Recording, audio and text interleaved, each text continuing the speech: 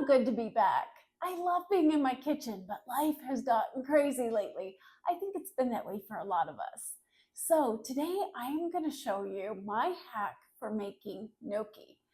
This is going to be the easiest gnocchi you've ever made in your life. We are actually using instant mashed potatoes. Now, gnocchi is spelled with a G, and it looks like gnocchi if you look at it on a menu in a restaurant, but it's pronounced gnocchi like you've forgotten your key to get in and you have no key. So let's get started. All you're gonna need are some potato flakes, some flour, water, and an egg. Everything else is optional. I'm going to add a little bit of garlic to mine. And because this goes in the freezer, whenever I add something special to pasta that I'm not expecting, I also add some parsley so that if I forget to label the bag correctly, I will know 3 months from now that that's not just plain pasta, that it has some garlic in it.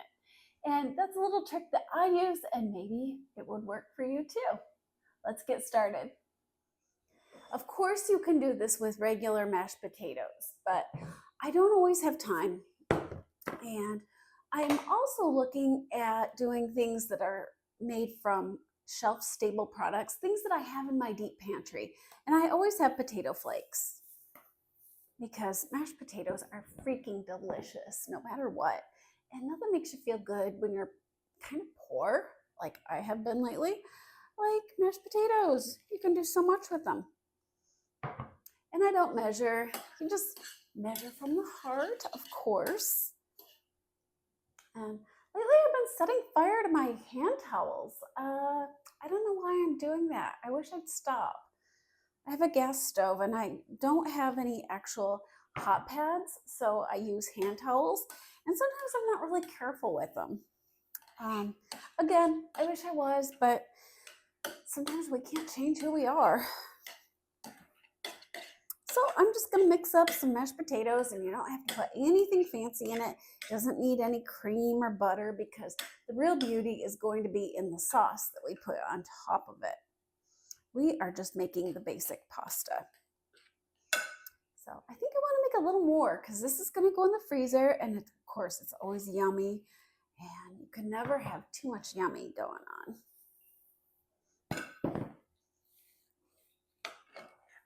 And potatoes are cheap. I mean, you can grow these yourself in the garden. You can buy the instant ones and store them in your pantry. And I don't think anyone, at least not in my family, ever complains about potatoes. They're always happy to see potatoes. Put a little tiny bit more in. There we go. Okay, done with that. So I'll mix this up. Then I'm going to add a little bit of garlic because I do want it to have some flavor. Again, when I'm poor, sometimes all I have is a little bit of olive oil or some butter. So I'm going to boil my gnocchi and pour whatever grease I can find on top of it, and that is dinner. So I am going to make this flavored, and I'm going to add a little bit of garlic powder. And it's just cheap. It's not even real garlic. It's not even jarlic. It's just the powder, which is like 99 cents at Walmart. And again, if you're cooking on a budget, it's always good to have a deep pantry stocked with things that you like, that are going to make you happy and feel good on a cold day. This is one of them that does it for me. And then you're going to need an egg. And this is always dicey, cracking an egg, especially on camera. I'm going to do it in this little bowl. Okay, that worked out reasonably well. Put the egg in there. It doesn't always go well for me. Sometimes it's a complete disaster. Sometimes I just smash the shell. I don't know why I never learned to crack eggs, but I did not. So we've got our egg in here. I think I'm gonna use the fork. I'll use the fork to make this a little better blended. I wonder if I could use the KitchenAid for this. I've never tried. Probably you could, but I'm trying to do budget recipes right now because I personally am on a budget. I have been most of my married life. I think that's pretty normal. It's more normal than not. And because I put garlic in it, I'm going to put a little bit of dried parsley in. And that's just my visual cue that I added something to this and it's not plain.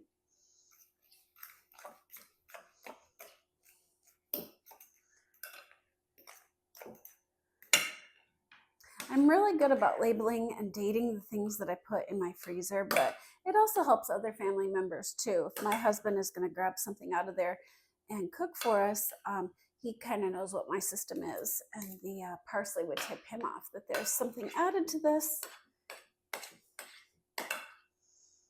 Okay, now what we're going to do is we're going to add a little bit of flour. Yeah, see how I measure that? Just eyeball it. That'll work out just fine. And we're trying to make this kind of a dry dough. We want to be able to roll it into little tubes. That's our goal. I don't know why gnocchi has an extra G in it. I'm not a fan of extra letters, and neither is my nephew. So this might be like a genetic thing.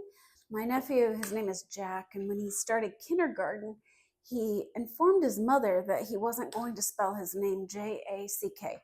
He decided that was just ridiculous. It was redundant.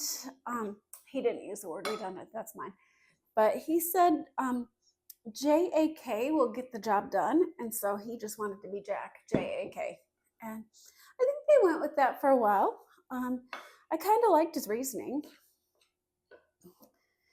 You know, no sense in adding anything extra to a name. My name is Trish, so that's just as basic as it gets. Nothing extra to that. I sort of like that. I know that a lot of people enjoy giving their kids complicated names with unique spellings, and they want them to be special. And I can appreciate that. I kind of feel like for me, what makes me special is the things that I choose to do with my life, not how I spell my name. So it's okay that it only has, well, 1 syllable and 5 letters. If it could be shorter, I'd do that. I kind of envy people who have a name like Amy, A-M-Y. That's an easy name. Or Liz, L-I-Z. Except probably most of the Liz's that I know are Elizabeth. And another thing I appreciate is when people just name their kid what they're going to call them. So if you want to name your child Bob, just do it. Don't bother with Robert.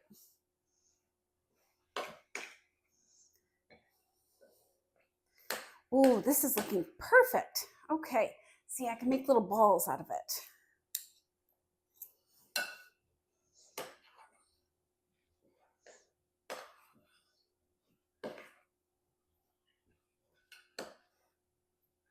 I'm gonna go ahead and put this on here. I have a tendency to spill things lately.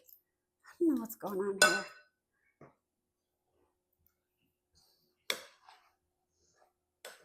I kind of love this shirt. Now, I'm not sponsored because I only have 400 and some viewers. So I don't have sponsorships, and that's fine because I just cook because I love to. And I mostly make these videos for my friends. But if you have not tried merino wool, oh my goodness, you are missing out. You need to get this. It's expensive, I'm not gonna lie, but it's the perfect shirt for every weather. It keeps you warm when it's cold, and it kind of keeps you cool when it's hot. I don't know, it's magical. It dries, it doesn't make you cold. Like if you walk the dog in the rain and you get rained on, you're still gonna be warm enough. It's gonna retain heat. I've also noticed on sailing trips that I can wear this for a number of days and it doesn't collect odors. It doesn't feel gross. It's just so soft and cuddly. It's like wearing a hug. Okay, so I put a little bit of flour on my cutting board. And I'm gonna plop this on here. I'm actually gonna go grab a knife Okay, I'm back with my knife. That looks impressive, doesn't it? I feel like Sir Lancelot, sword in the stone. So dramatic. Okay, I don't want this too sticky, so I'm gonna flip it over a little bit and work some more flour into it. I do not know if you can make this gluten-free. I've never tried, but if you're gluten-free and you try it, let me know in the comments what your results were. Usually I substitute cassava flour in most things that call for regular flour if I need to make it gluten-free. I do have a nephew that stays with us from time to time, and I have found cassava flour works out really well for making gluten-free stuff for him. Tastes just about right. I've even made bread with it, which is kind of weird because a lot of gluten-free bread is not my fave. All right, so we're gonna roll this out. Look how easy this is. This is a Tuesday night thing. You could do this.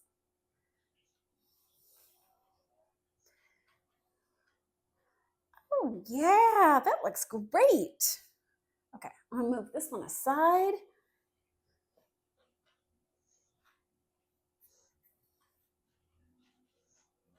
Kind of roll it on the board a little bit. My husband's away today. He plays in a garage band. He plays guitar. He's the lead singer. He's actually had lessons in singing. The guitar is self-taught. He doesn't really do that. He's more of a singer for his band. It's called Whiskey Flats, and they have a gig. And I just had visions of the whole Sheryl Crow song in my head, singing in the rain and the mosquitoes. What is that? If it makes you happy. That did not make me happy. Cooking makes me happy. So, all right. So I'm going to cut this into little tiny pieces.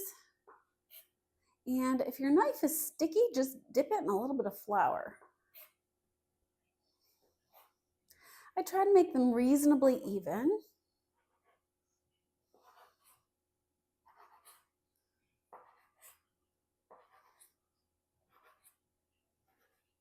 Okay, that'll work. And we'll do our next one.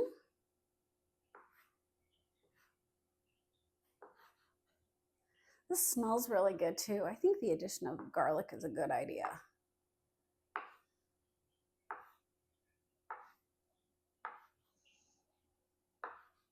I picture someone's Italian grandma being bored as all heck with all the traditional kinds of pasta that she's made and looking for something different for dinner, as we sometimes do. And it was like pre-internet, and she's like, you know what? I am gonna mix potato with flour and see what happens.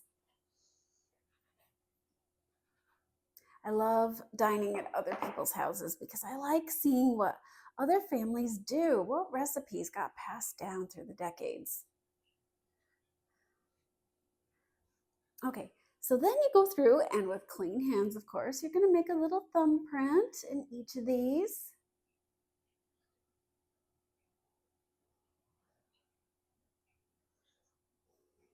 This is kind of fun. If you have kids, they might enjoy this. Clean hands with soap, of course. Then you take your little fork and you're gonna make a design. Yeah, not much of a design, and we want to dip it in the flour so it comes away.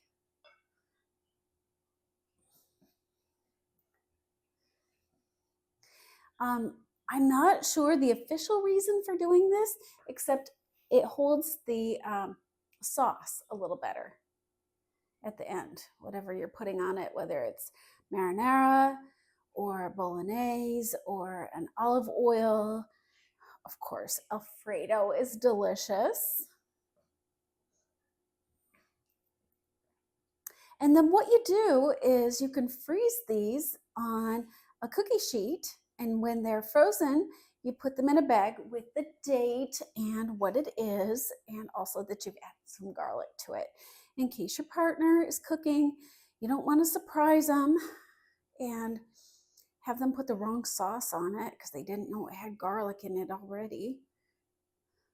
I try to be thoughtful.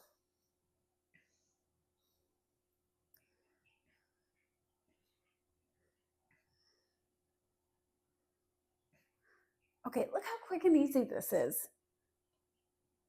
This is totally enough for 2 people. And we haven't even been talking that long. So I'm gonna set these on a cookie sheet and put them in the freezer. Okay, we're not cooking for an army, so I'm just gonna use this pot and I'm gonna fill it about 3/4 full with water and add a sprinkle of regular table salt. Okay, you and I both know that I cannot measure correctly and I use entirely too much salt.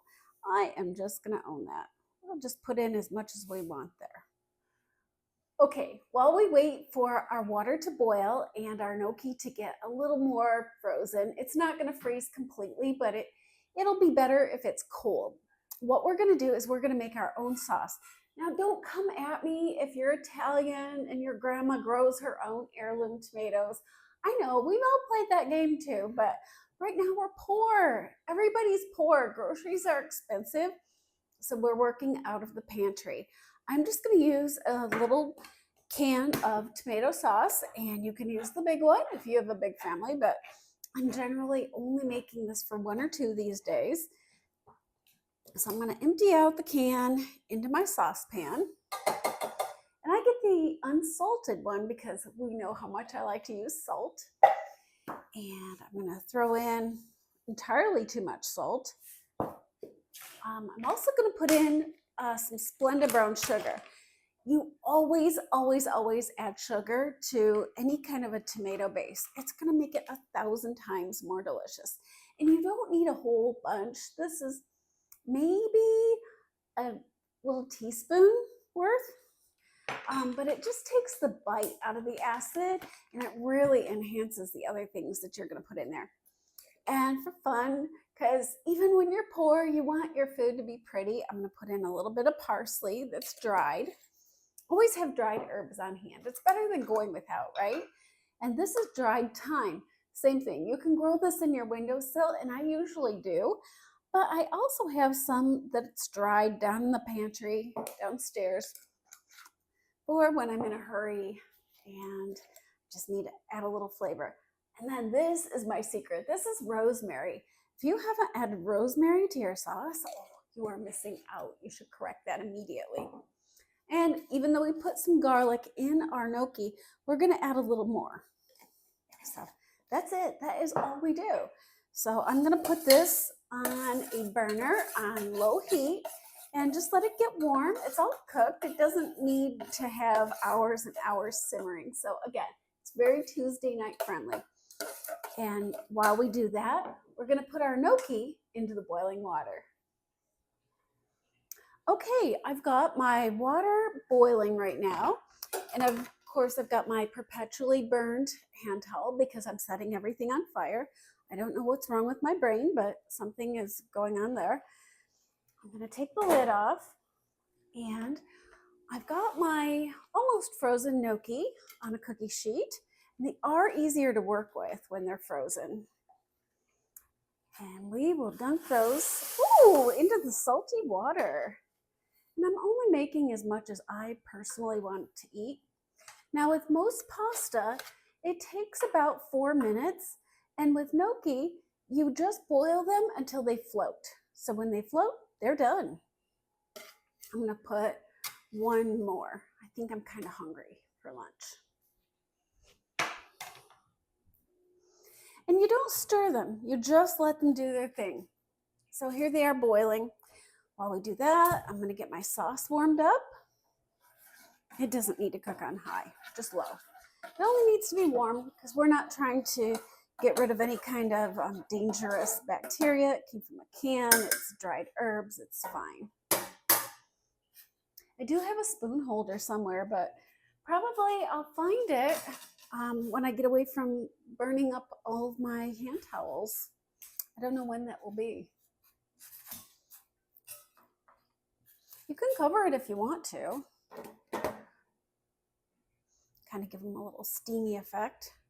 It's easier to see them if it's not covered. Oh, I see some of them pop into the surface. These are so delicious and they go with everything. It looks fancy, so if you're single right now and you're dating and you want to impress somebody Whether you're a fella or a lady, this is a great way to do it. Food is such an expression of love, and especially homemade food. This looks more complicated than it is. This whole video has taken me less than 30 minutes to film. And so that's why I call it a Tuesday night dinner. You could easily make this on Tuesday night. Oh, look at this. We're getting some bubbles. Take that off, see how we're doing. Looks like most of them are floating. This is good. I think we're done.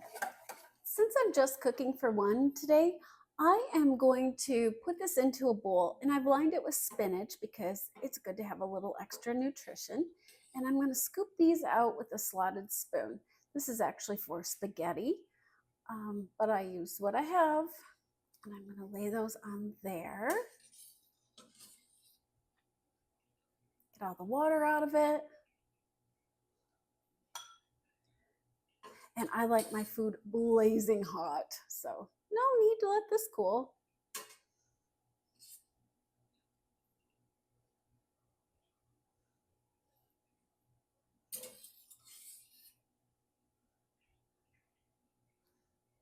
Okay, so we've got all of those on there, and now we are going to take our homemade sauce.